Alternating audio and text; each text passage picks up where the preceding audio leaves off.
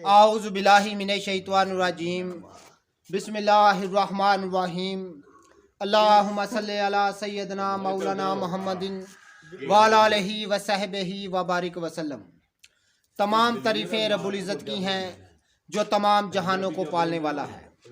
میں ہوں حکیم عامر شہزاد ڈسکا سے۔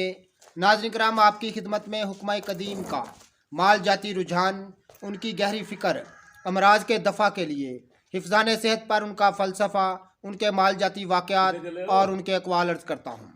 خاص طور پر علم العقا کی جڑی بوٹیوں کی صحیح شکل و صورت، ان کے نام، ان کے فائدے میں آپ کی خدمت میں عرض کرتا ہوں۔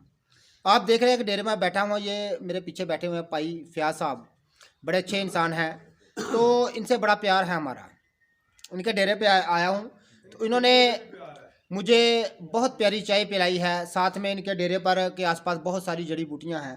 یہ خاص طور پر ان کی یہ حکا جو ہے یہ بڑا مزیدار ہے ان کا، اور ان کی یہ 2 پالتو بلیاں ہیں جو انہوں نے مجھے تحفے میں آج دی ہیں، تو ان کو میں اپنے ساتھ لے کے جاؤں گا اپنے گھر۔ تو ناظرین کرام، بڑی خاص یہاں جڑی بوٹیاں ان کے میں یہاں دیکھی ہیں۔ یہ آپ دیکھ رہے ہیں، یہ نک سڑی ہے، اس کو بولتے ہیں نک سڑی۔ یہ نک چکنی کی فیملی کا پودا ہے، یہ اس کی کیونکہ یہ زمین پر مفروج ہوتی ہے اور جس طرح نک چکنی ہوتی ہے۔ تو ناظرین کرام، اس کا جو بوٹی ہے یہ زخموں کے لیے، پرانے زخموں کے لیے، اس کے کرموں کو مارنے کے لیے اس کا پانی جو ہے وہ قطور کیا جاتا ہے۔